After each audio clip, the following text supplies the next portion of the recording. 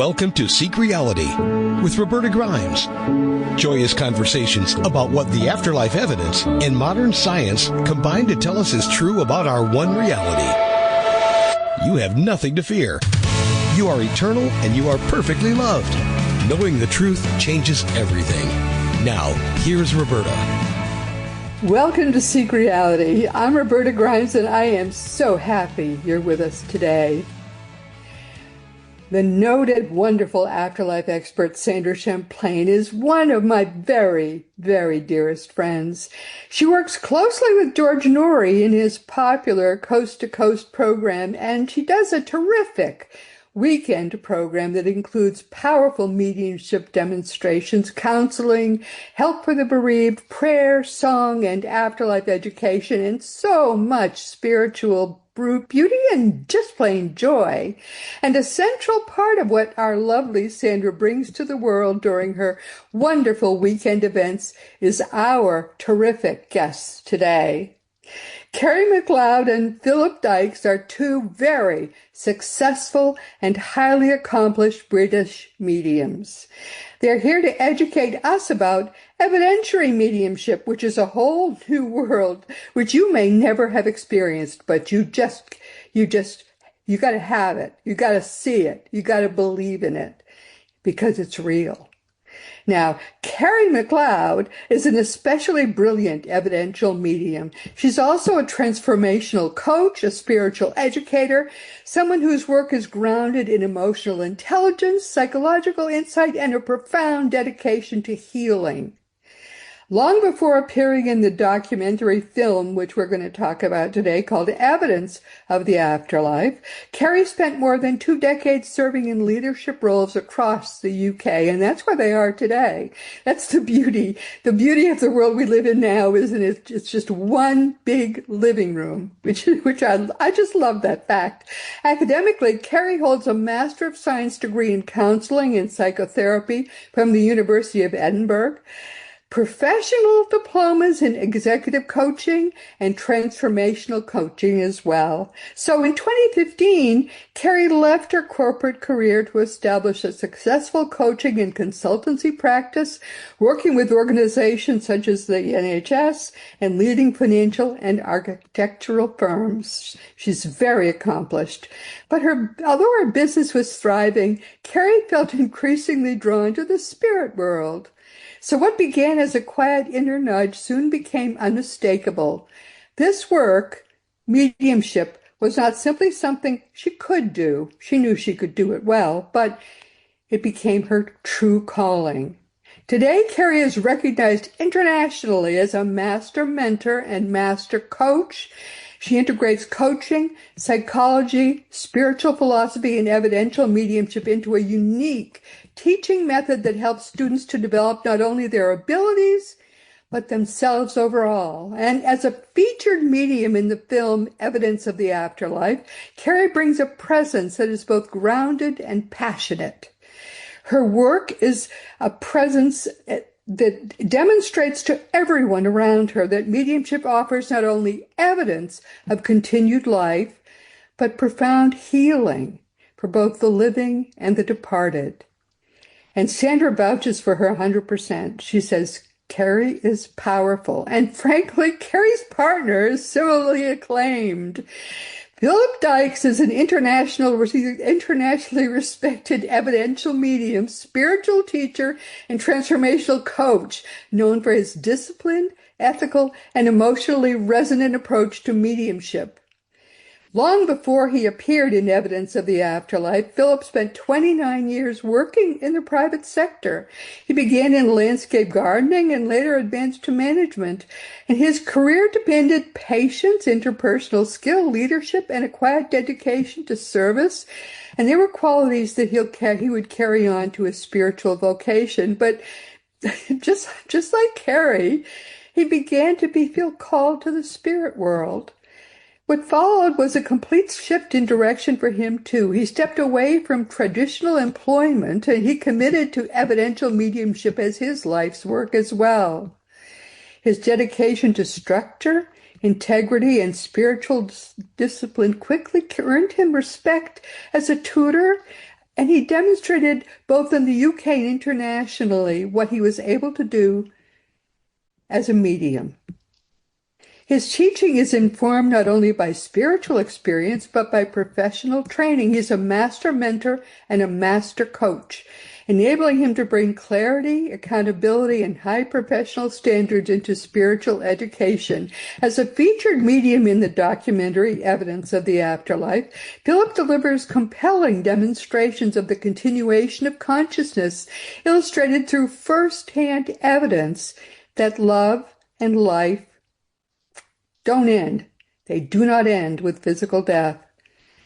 Phil's work continues to inspire thousands around the world. With compassion and clarity, he helps students and audiences alike to understand that mediumship is not simply communication, but really, as he says, it's transformation. And wow, these are wonderful guests that we have today. Sandra sent them, and Sandra only sends her very best. Welcome, Phil, and welcome, Kerry. I'm so excited to have you with us today. So are we. We barely recognized ourselves, Roberta. Absolutely. It's a long time since we've heard an introduction like that, but it's all true. But I'm much more. I love it. I said to Sandra, are these real people you're sending? And she said, it is all true. Yes. Well, I am delighted to have you with us today and mindful of the fact that your time is precious. This sounds like a wonderful documentary. I'd like you to tell us a little about it, but most of all, help us to understand what is evidential mediumship. Evidential mediumship has been part of our lives for, well, you've said it all in your introduction, but it's misunderstood and it can be misinterpreted at times. So when we are working with the spirit world, we're giving evidence of the person in the spirit world. More and more people are beginning to question what happens after we die. Do we just cease to exist? Yeah. Are we, as our consciousness somewhere? Do we exist in a place that's unseen? And evidential mediumship has a way of corroborating that there is something, and it plants a seed of the person coming for a reading to ask, how would the medium know that? How would they know about something only me and my mum or me and my dad would know about?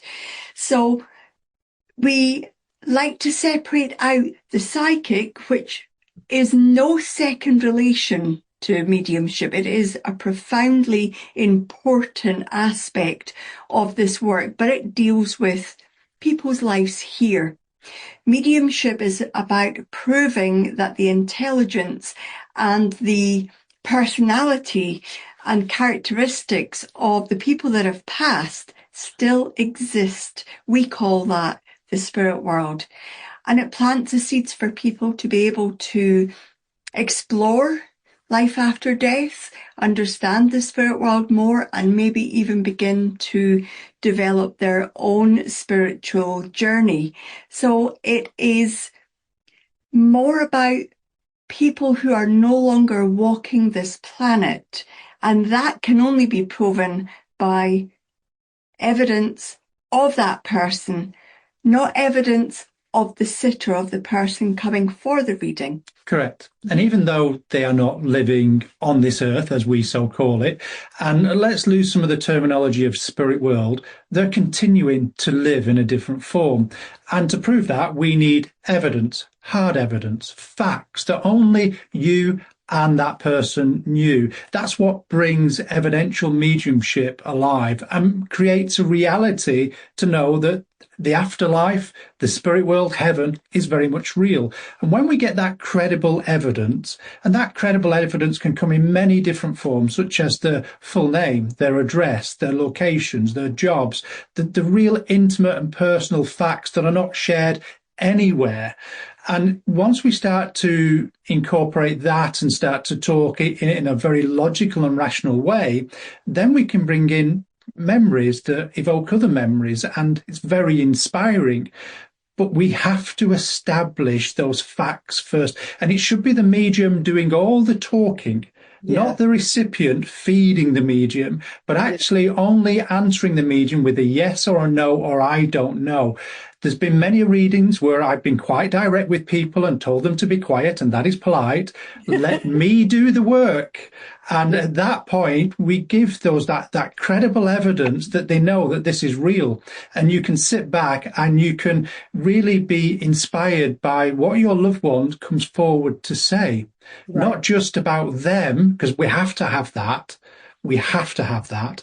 Otherwise, what we say after that can be taken with a pinch of salt. What we do ask people is to have a skeptical mind. We invite it for a very good reason, because then logic and reality are always present, and we don't go with the strange or the supernatural or the instances where they say what your mum's telling me with very little information. That's not credible. We need that credible evidence that leaves no doubt, not one or two bits, but the big majority of the readings should be always backed up with evidence. And there's something special happens when the communicator comes in with evidence of who they are and where. And then, as Phil's mentioned there, a memory, where they used to go on holiday or how they were in life. And in that moment, the sitter, the recipient coming for the reading, and the communicator are in the same memory at the same time. And it has a power to it that can touch the heart and soul. And that's where it can be a really cathartic experience that heals both sides of life. So people will say, well, why do they mention memories? To prove themselves. How often would we love to have the same memory and be thinking the same thing as our loved ones in the spirit world? A medium can bring that.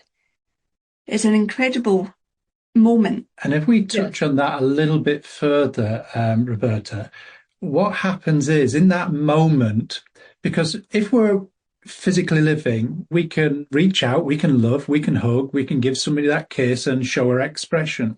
In that moment Kerry's talking about, that's the closest they can get when both the person in spirit and the person in front of you is in that joint moment together. It feels like you've been held. It feels like you've been touched at such a deep level. It brings this healing quality within your life force, within your energy, and it lifts you, it inspires you. And I think today mediums lose that actual understanding that we're here to inspire people, to make a difference in people's lives through that evidence. Yes, absolutely. One little quirky fact about someone that nobody else really knows. Hearing one little quirky fact is so life transforming. I mean, I'm so skeptical, mainly because I have tested so many mediums, and the more you test them, the more you decide, they're all charlatans. So that's how I was for a long time.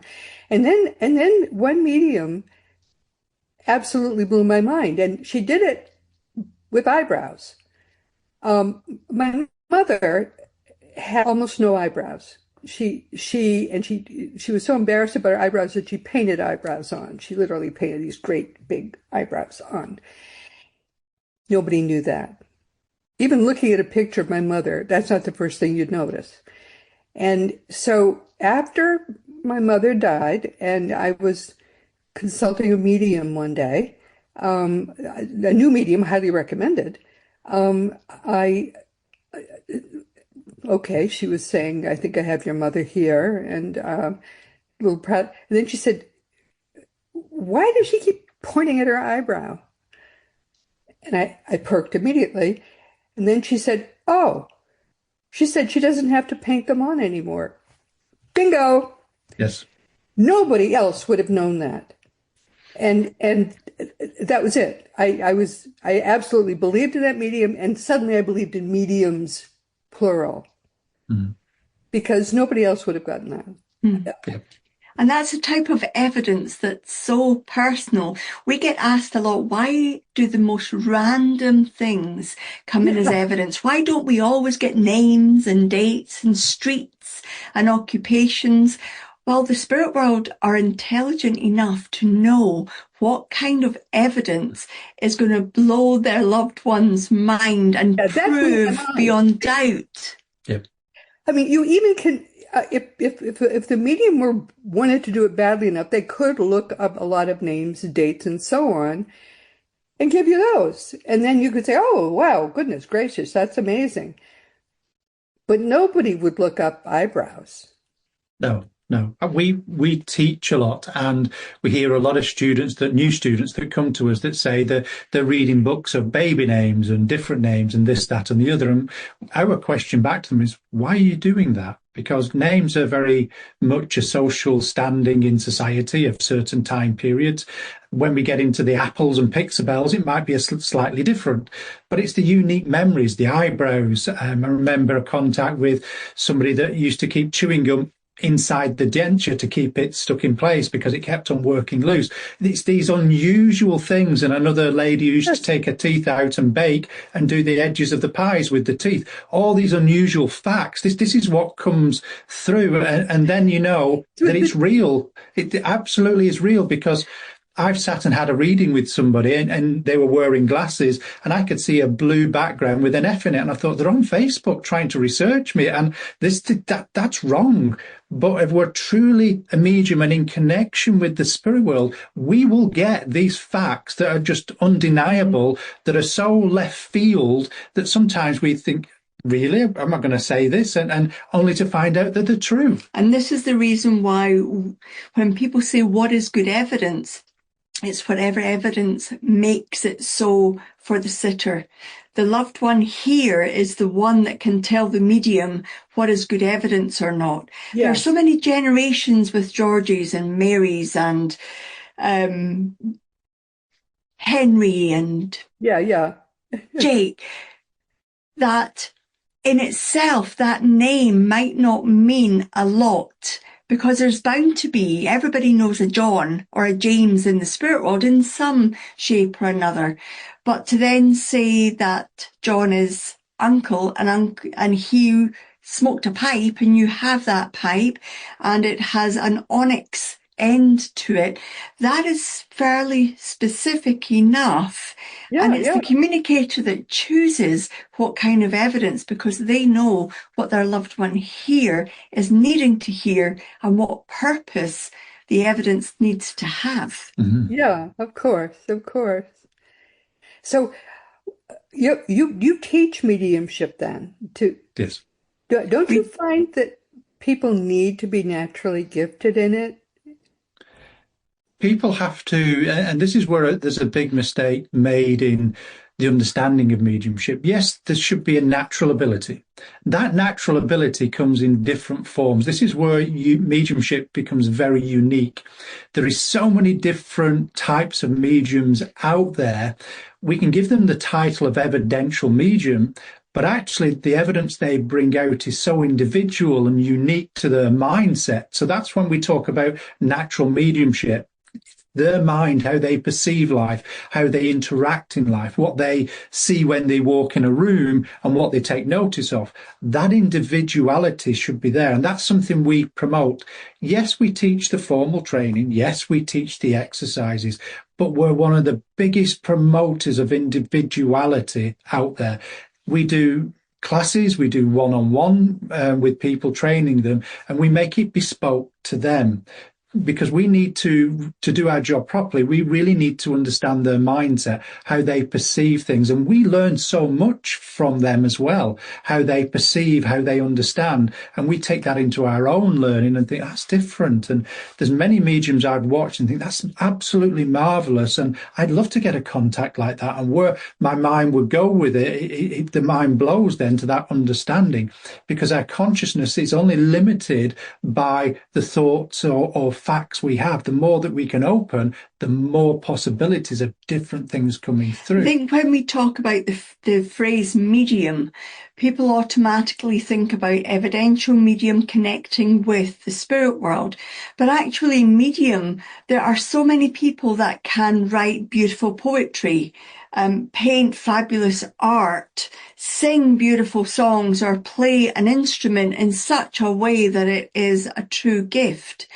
If they can use that spiritual ability and express it in that way, we're firm believers that the spirit world is in some way having its expression.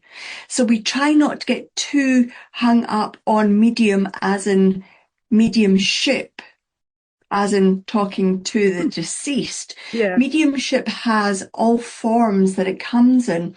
It's about having that natural ability, but also having the determination, the commitment, and the dedication to develop it. Somebody doesn't grow up thinking, I'm going to be a #1 Olympic athlete. They find that interests them, and then they train and train and train and train until they become the best. They have a natural ability, don't they? Mediumship is the same. Everybody has the right to be able to communicate with the spirit world and communicate psychically with other people that are walking this earth. But not every medium will train and train over and over and practice to become the proficient medium. That's when, even if they are proficient, they still have to decide whether they want to take up the gauntlet and work for the spirit world. And no, Phil and I have said yes. Yes, there are different levels of mediums, though, as well. I've got to be honest. There are people with extraordinary abilities for a specific job of bringing people into mediumship. Then there's mediums that work within mediumship, and they do a fantastic job as well.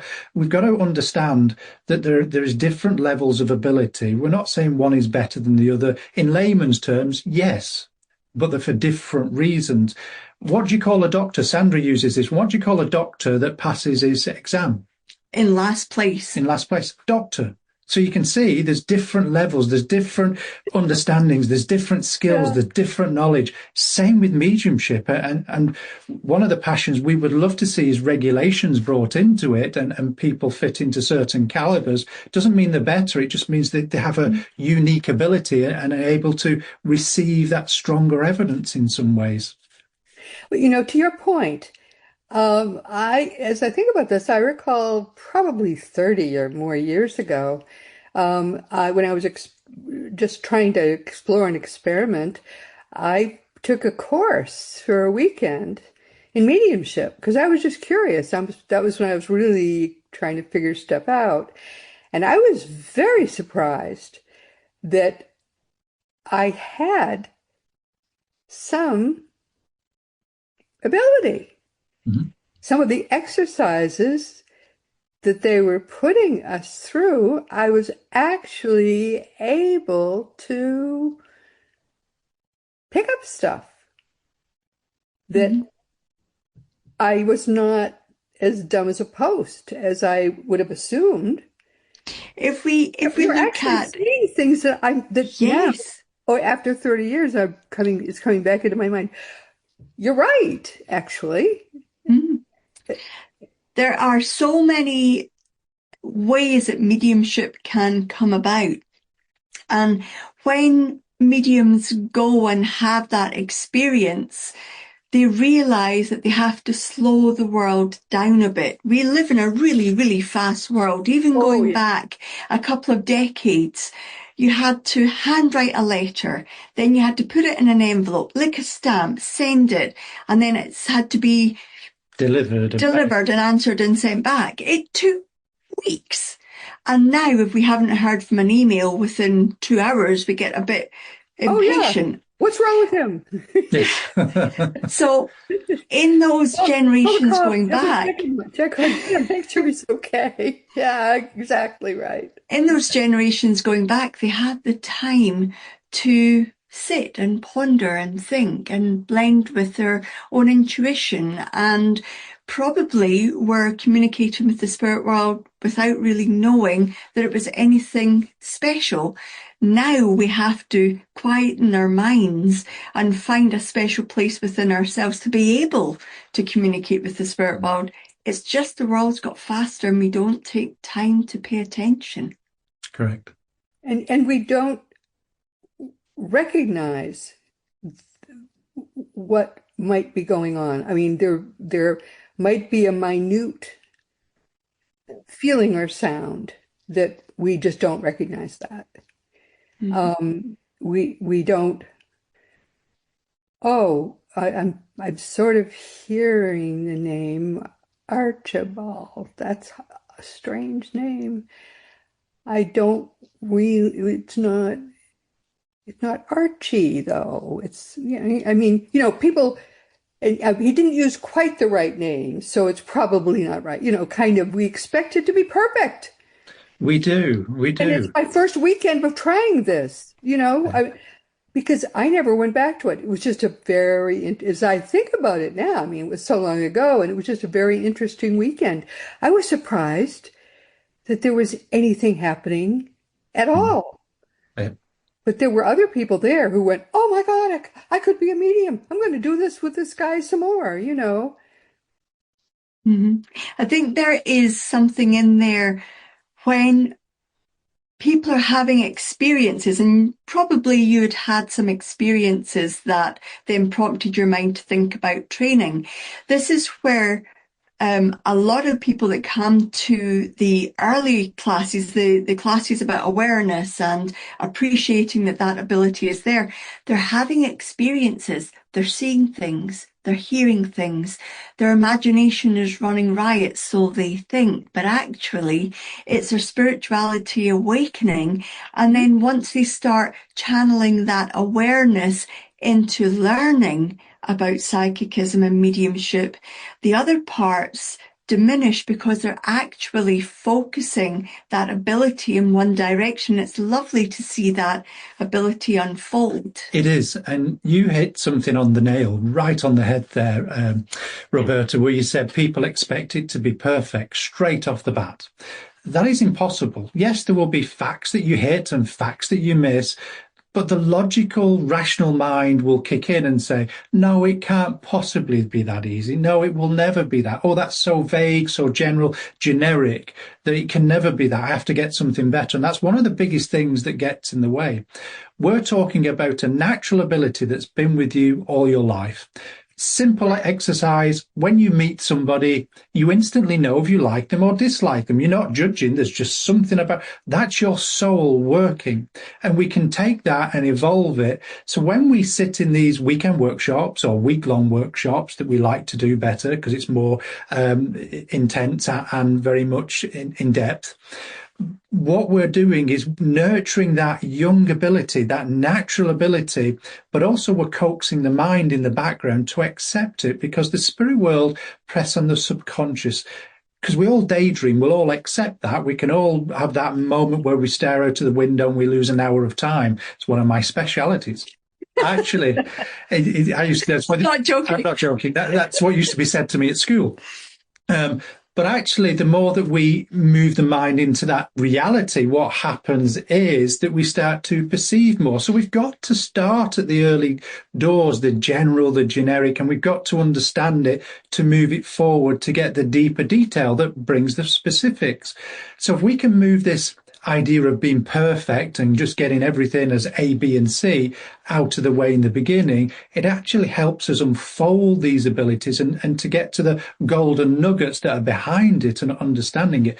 So as we progress, and I've heard all kinds of things about weekend courses where they're giving certificates, you now can be a medium, where for me, it's a lifelong dedication. We're always going to be learning. Some of the best mediums quoted in history stated that they're always permanently learning and receiving.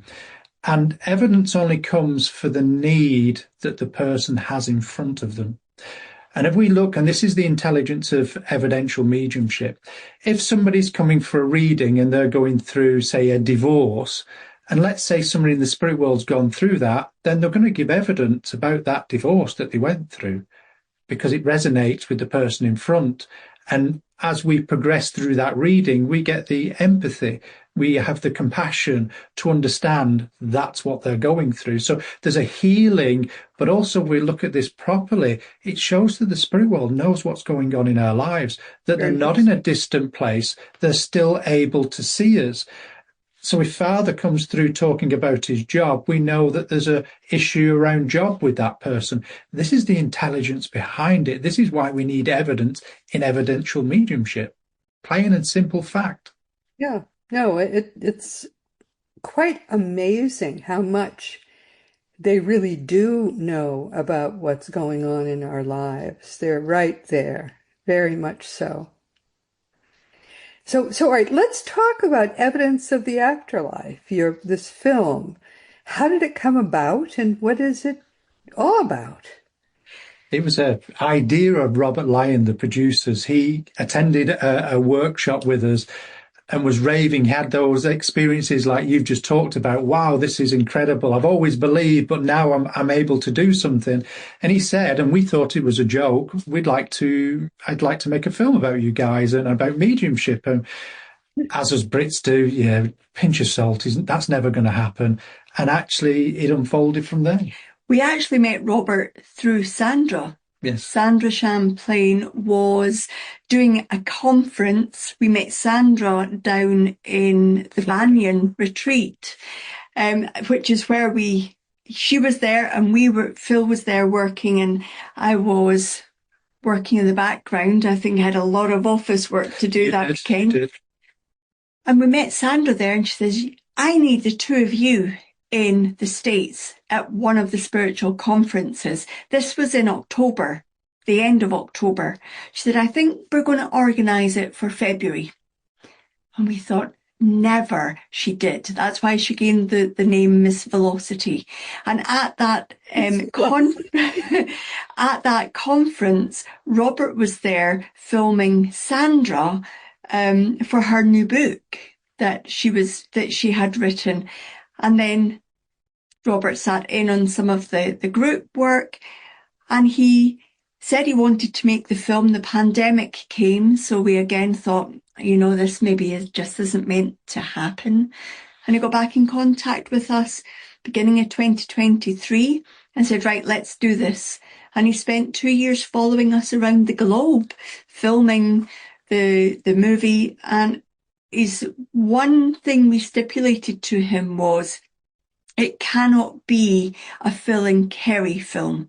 It has to be for the purposes of explaining what mediumship is, what mediumship isn't, and the ethics of it. If you're willing to use us in order to share that message, then we're all for it. Yeah. But we didn't want it to be on anything other than the spirit world. That didn't make sense. Yes. It didn't. We stipulated we didn't want to be the centre of attention. It couldn't be about us. In fact, we refused at one point and said no to him. We've been asked by a number of people to do documentaries or interviews, and it just doesn't feel right, their intention. And the only way we said yes to him is if he said that the spirit world is the highlight of this, and he's done a wonderful job. But I have to give him credit.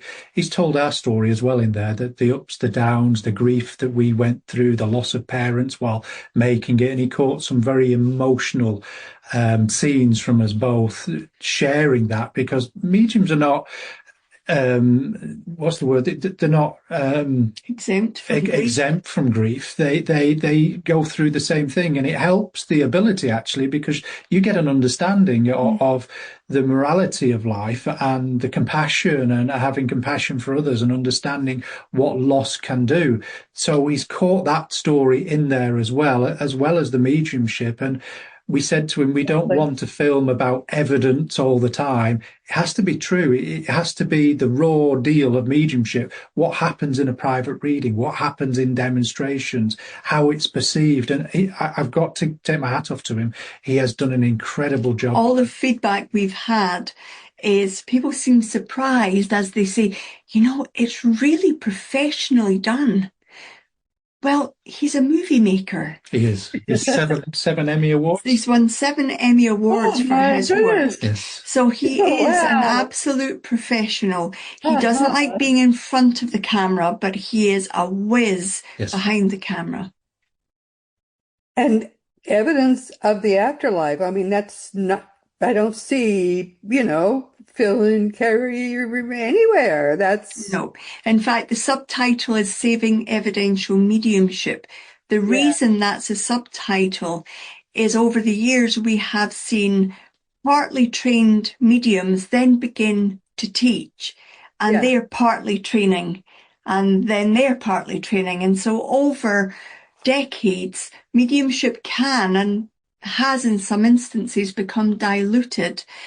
So we thought, if we can raise awareness so that the public know what to expect in a private reading, then that's going to be as valuable as setting the standard for good evidential mediumship. Because we don't want mediumship to be a spectacle anymore. We don't want it to be a source of entertainment. We want it to be true. We want the passion of a connection, a loved one to have their chance to share their words in the way that they want it to be delivered without any show or anything else. The medium isn't the one in the spotlight. It should be the loved one that's in the spotlight with their words, with their evidence. And you can see that on the film that he's put together. Because one day, everybody watching and listening to this will be in the spirit world. Yes. And you know what? We're all going to want good mediums to work for us. Yes. No, that's very true. No, but what's wonderful about it then is that it makes people who see mediumship and looking to mediums for evidence of that their own lives will go on. Everyone's life goes on. It's just a natural part of life. And that's a good, wonderful thing for a film to do. I just love it. That's very positive. Terrific. So this is something how will people be able to watch this? They'll be able to watch it on Apple TV. Apple were the first one to pick it up. So I know there's others interested in, and it's going through that procedure, but Apple have got out there in front. So if you go on to Apple, you can, don't repeat this, but you can go on for a free 7-day trial. And watch the film, then let it go. But the film will cost you about $4 to rent. We don't see a penny of that. That all goes to Apple, obviously. But yeah, it's there. And we'd like people, as part of our mission, what we want to do, not just as mediums, we want people to understand what mediumship is. We want people to not be frightened to walk in a church, but to actually see it on the TV, then start to maybe attend a place where there's a medium or look into it that little bit more.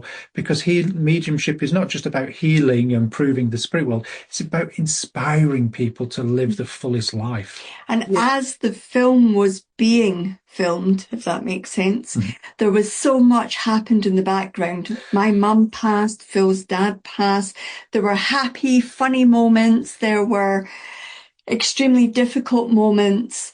So we've put that and a bit of our background and a little bit of teaching into a book which will be out with the same name very soon. So because we want for the book as well. Yes. We want to teach. We want to share. We want people to understand what mediumship is. So there'll be at least a third of the book, or there is a third of the book that is all about mediumship and the journey of the medium and how lonely it can get, but how gratitude and bless everybody. Yeah, the challenges as well. Yes. Well, I think that what you're doing is just wonderful. And Sandra Champlain, just Google her name and you'll find all the work she's doing, which is just fabulous. And her Sunday events are just beautiful. There's no charge. I mean, you can do a little in the tip jar if you'd like, if it moves you. But the two of you are often part of her Sunday gatherings. We are. We supported Sandra for 4 years. We were the mediums for 4 years every Sunday. And then we said to Sandra, we're a little bit tired now. We need a little bit of a break. So we've started to introduce one or two other mediums on there, and a couple of others have come on as well. So it's about sharing the ability and letting people see the different styles of mediumship and understandings of things. But it's all evidential mediumship. And the Sunday gathering, if people are interested, they can go to wedon'tdie.com and it's on there. It's at 2 p.m. Eastern. Yeah. In fact, this Sunday we have one of our students on there, Tim Southwell. He's one of our, mediums who are being taught, but also one of the teachers we're teaching as well. So he's a teacher of the future, but he's demonstrating and doing the talk and everything this Sunday gathering. Mm-hmm.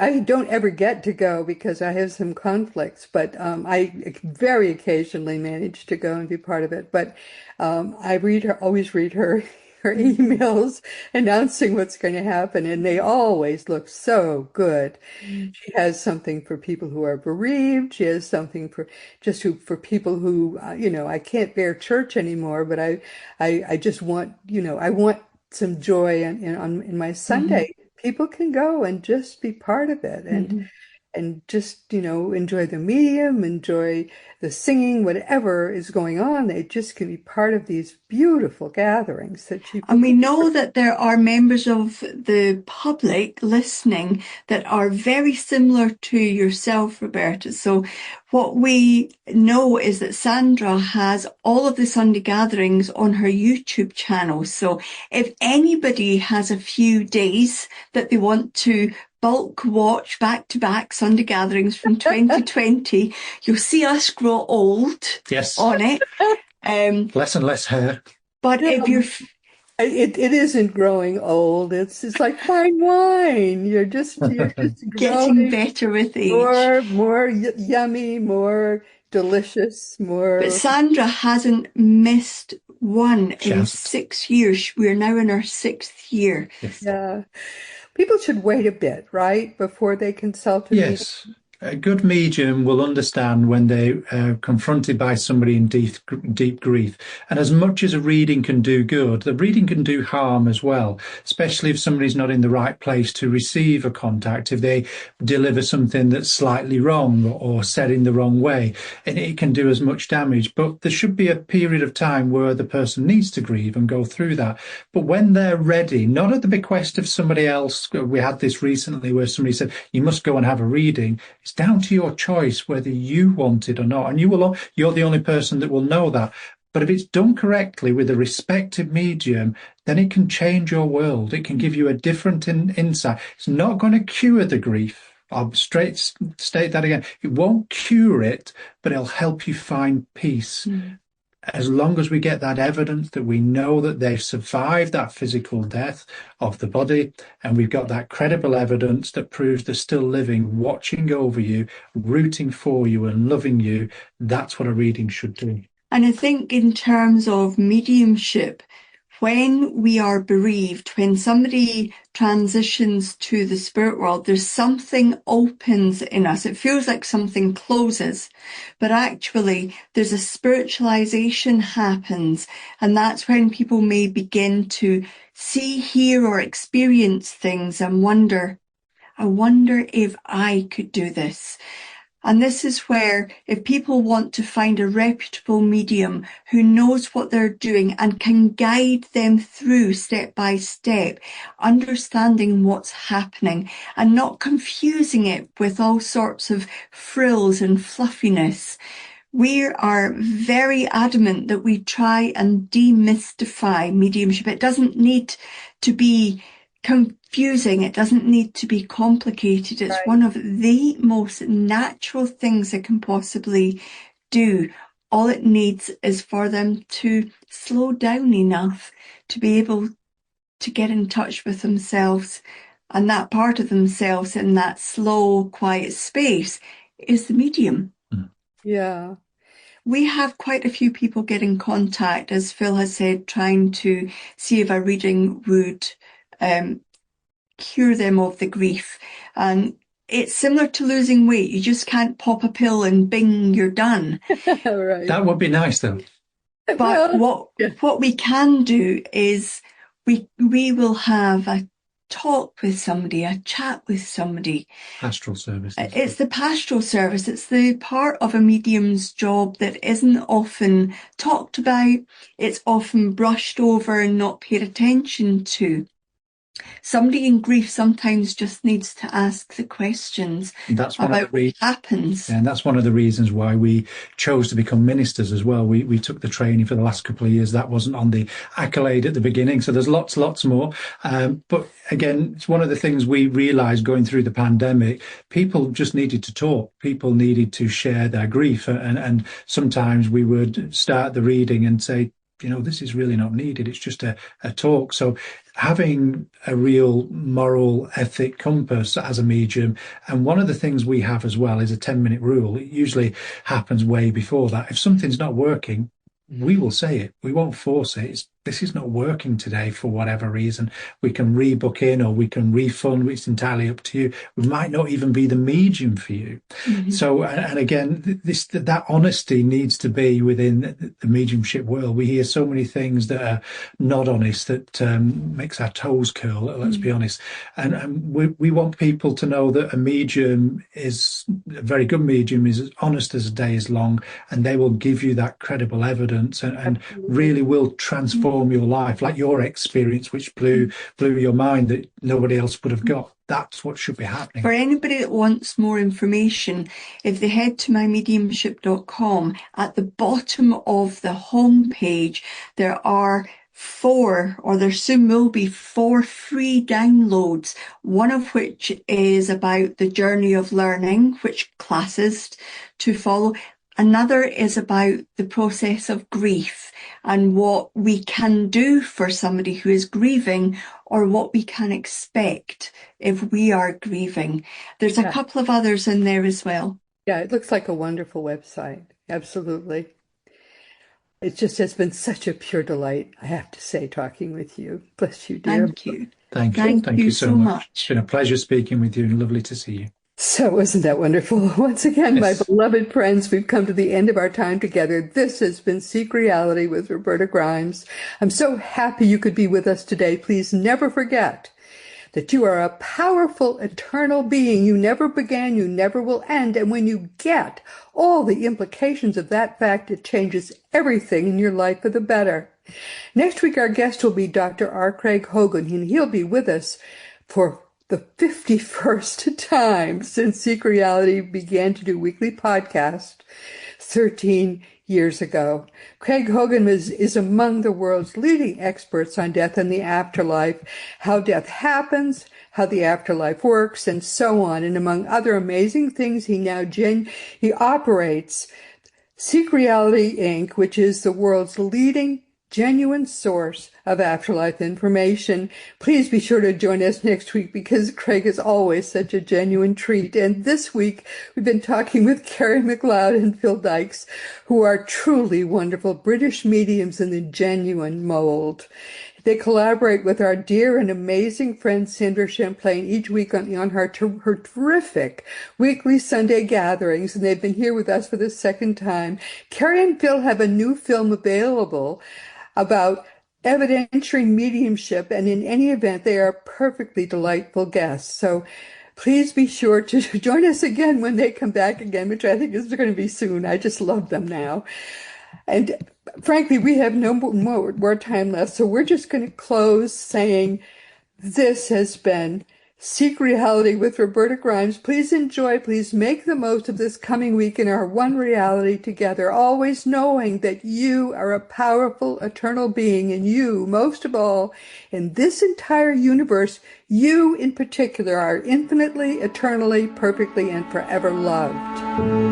You've been listening to Seek Reality with Roberta Grimes.